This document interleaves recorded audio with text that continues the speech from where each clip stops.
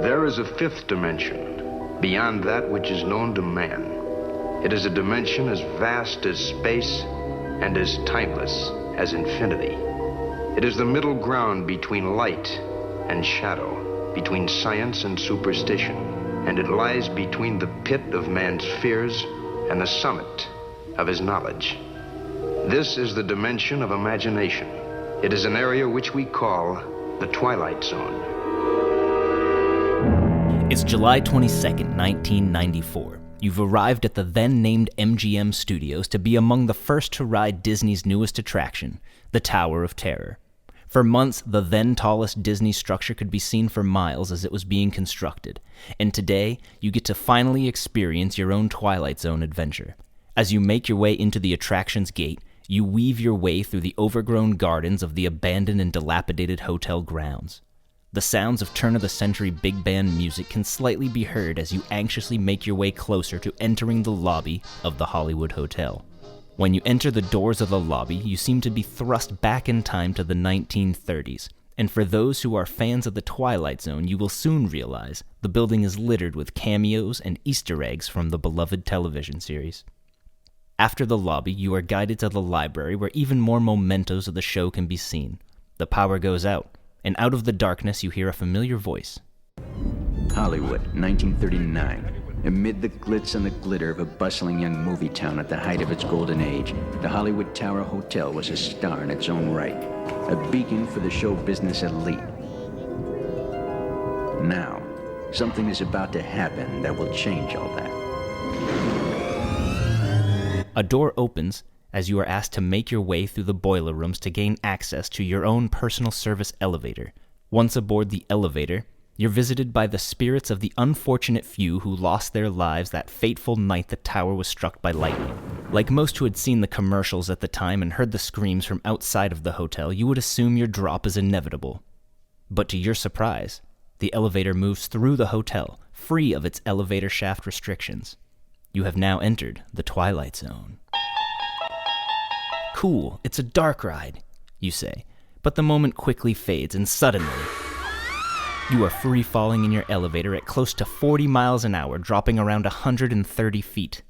When you eventually make it back to the ground floor, you're pulled backwards in your elevator to the ride's conclusion, with visuals of the Twilight Zone's opening scene and a familiar face, Mr. Rod Serling. You just rode the best ride to ever exist, the Twilight Zone, Tower of Terror. The Twilight Zone. What is up, Gnomies? I'm Alex. And I'm Tyler. Welcome to a very special episode of the Twilight Gnome Podcast. This week we will be discussing the Twilight Zone Tower of Terror, one of the greatest rides at Disney of all time. Definitely. This is one of my favorite Disney attractions of all time. Just so much thought went into it. So many different little references and Easter eggs to the TV show. And you can definitely tell that all the Imagineers that were working on this really put a lot of thought and care into it. Right. Speaking of references, Tyler, I see you have a list of references that you will see throughout the whole experience of the ride. I do. You want me to start giving us a little tour as you walk through? Yes, be my guest.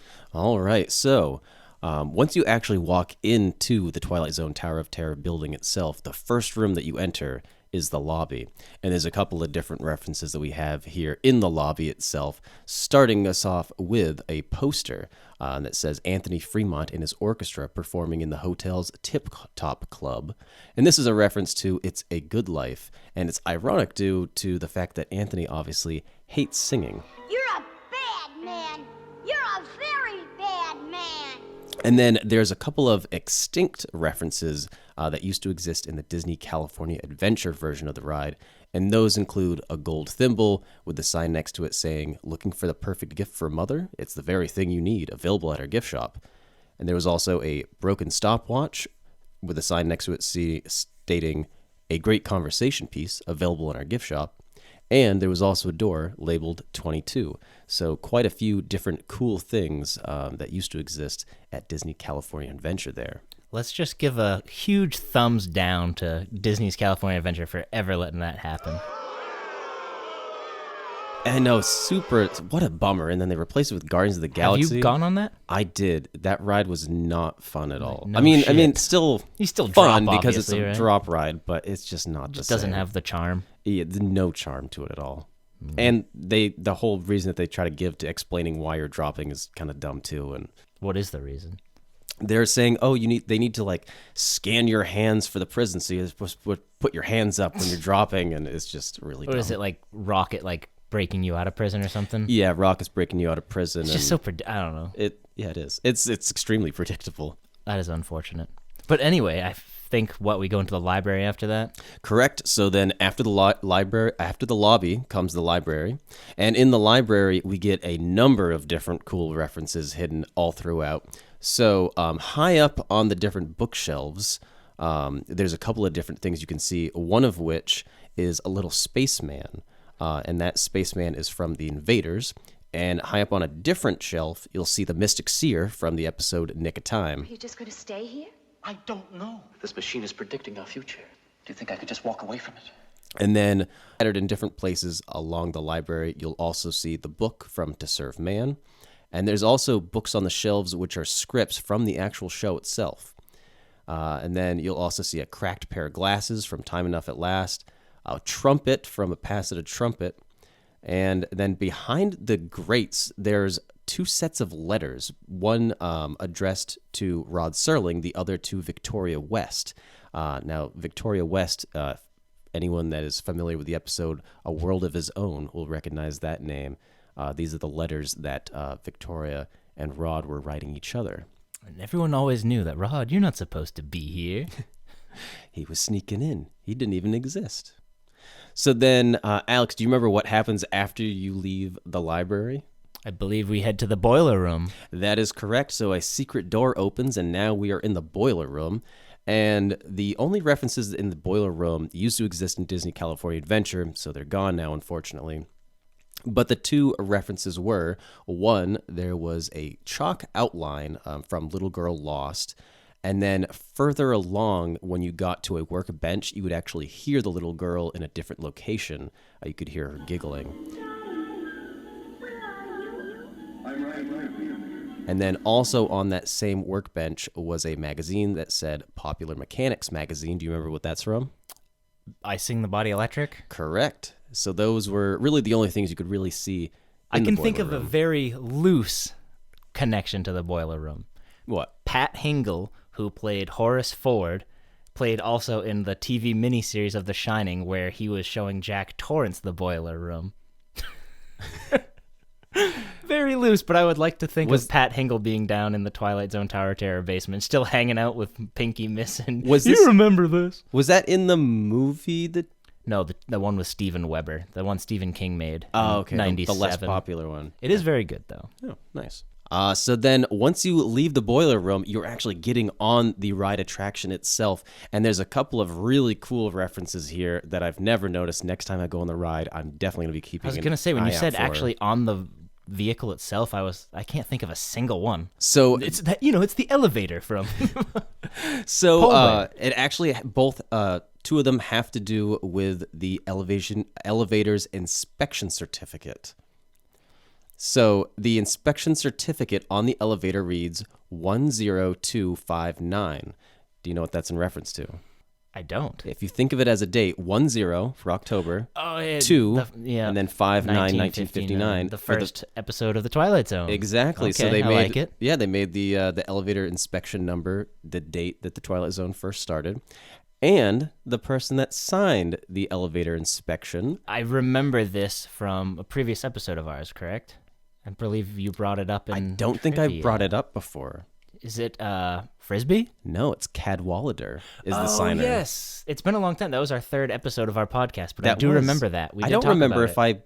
I had known that at the time. You brought it up. Oh, You okay. did. I remember that. And then obviously the third thing, I guess, on the ride would be just when you're traveling through, you start moving, your ride vehicle moves forward, you're seeing a lot of different things from the intro from season 4 and 5. So you get the eyeball, you get the shattering window. So then I'd say that's a very obvious reference that that was one that took me, the very first time I went on the ride, it took me by a huge surprise because I thought we were just going to go up and then drop, but the whole idea that we go into like a different, that just fucking blew my mind. The first time I rode it, I was like, this is amazing. Like, so cool of them to think, okay, because you have that expectation in your mind of, oh, I'm going on a drop tower, it's just going to go up and down, but when you move forward, it's just so cool. Amazing ride.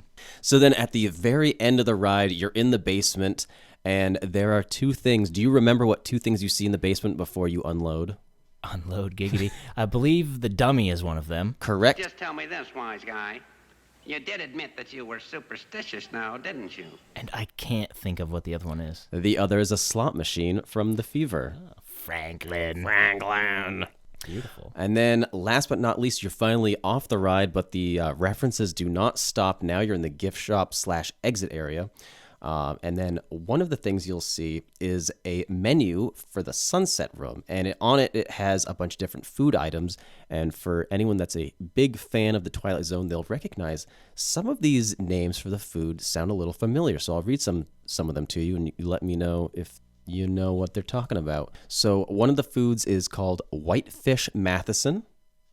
Just after Richard Matheson. Yep, exactly. One of them hopefully is a potato pancake from the Escape Clause. No, they're just play on names of people gotcha. that were in the Twilight Zone. Next is Rack of Lamb Johnson.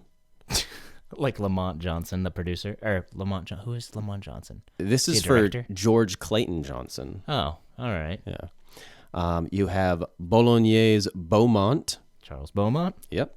You have Gâteau de Chocolat au Rodman. Rod Serling, I'm guessing. Yeah, which, why not use like Serling in there? It seems weird to call it Rodman. I feel like they could have like done like a Bob's Burger thing where like the burger of the day and put their name in it, and it would have been really cool. Yeah. I can't come up with it on the spot, but I feel like there's some really good ones in there. So those were the 4 food items that you'll see in the people that they're referencing. It's just the writers of the TV show. All 4 main writers, at least. Yep. There was none for Earl Hamner Jr., though. Yeah, that would have been an easy one too. Just put Ham in there somewhere. Right. So then, other than that, some other cool references you'll see in the exit area / gift shop. There's a Talking Tina, living doll Talking Tina in the gift shop as well, hidden away up high. My name is Talkie Tina, and I'm beginning to hate you. And there's also, next to where you get your pictures from the ride itself, a little sign that says, "Picture if you will," which of course is super iconic. And then a couple of distinct ones, sorry, not distinct, a couple of extinct ones from Disney California Adventure. You have a display case with a red toy telephone saying, "Perfect for the children's room," and those late night calls with grandma. Another display case with an old camera, referencing a most unusual camera. Another display case, this time with both an electric razor and a typewriter. The electric razor sign says, has a long cord, can follow you everywhere. And the typewriter, of course, has the words, "Get out of here, Finchley," written all over it. From one of the worst episodes of The Twilight Zone. It wasn't that bad. And then last but not least, at Disney California Adventure, you used to be able to see there was a window just before you left, and it said Willoughby Travel. Willoughby! This stop is Willoughby! Am I misremembering when you're at the bottom in the basement? Wasn't there like before the doors close, you see like Rod kind of do like a shrug, like, well, I don't remember could have sworn you see that before you get pulled back into the basement. I don't think so. If it was, I don't remember this at all. I'll have to go on YouTube and watch some ride footage, but I'm pretty sure like you drop and you see like Rod and like he just goes through through one of these. Well, I'm pretty sure it happened. It might be a Mandela effect, but I'm pretty sure that happened. I think it's just your memory's cracked. I don't think so, pal. All right, that was awesome. They did such a good job. There's so many references in that. I wish the menu at the end had more wordplay. Yeah, like just 4 of them. Like you could. It's and a it should full have said menu. "To serve man" at the well, top. There was already a reference to "serve man" in the library. I guess you don't need to have a ton of those, but just everything's "To serve man" and "Nightmare at 20,000 feet." I mean, we're the most popular, so. Who are they? Where are they? What are they? Let's find out together in the Twilight Gnome presents Inside the Twilight Zone. Opening on July 22nd, 1994, in what was then Disney's MGM Studios and now Disney's Hollywood Studios, the Twilight Zone Tower of Terror would go on to have 3 other iterations created. The first of which was in Disney's California Adventure in 2004, then at Disney's Tokyo Disney Sea in 2006, and lastly in 2007 at the Walt Disney Studio Park in Paris. Today, only 2 of them remain with the Twilight Zone IP. The version of the ride in Disney's California Adventure would later be closed in 2017 to be rethemed as Guardians of the Galaxy Mission Breakout, losing its connection to the Twilight Zone. And the version of the ride at Tokyo Disney Sea had never made reference to the Twilight Zone show, as it was not well known in Japan and instead opened with an original storyline. When the original ride opened in Orlando in 1994, it featured just a single drop. A second drop was added in 1996 and a third drop in 1999.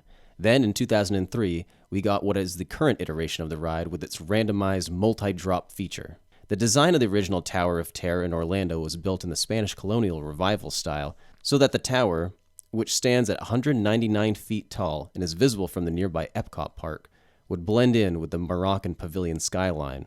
Although Rod Serling had passed away 2 decades prior, Disney wanted Rod incorporated into the attraction.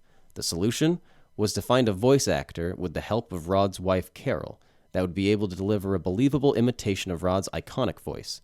Mark Silverman was selected for the job, with Mark's voice layered on top of archival footage of Serling from the episode It's a Good Life. The pre-show was created. All right, guys, I really hope you enjoyed our episode on the Twilight Zone Tower of Terror. If you could do us a huge favor and hit that like button and subscribe. And if you haven't checked out the podcast, please do so. The Twilight Gnome. Every week we have a new episode, and they are randomly picked by Tyler, our co-host over here. He does a very good job. A very good job. Thank you. But thank you guys so much for checking out this video, and we hope you check out the podcast. Until then, Ty, is there anything you can say to our dear, dear listeners? Yes, thank you for riding the Twilight Gnome with us.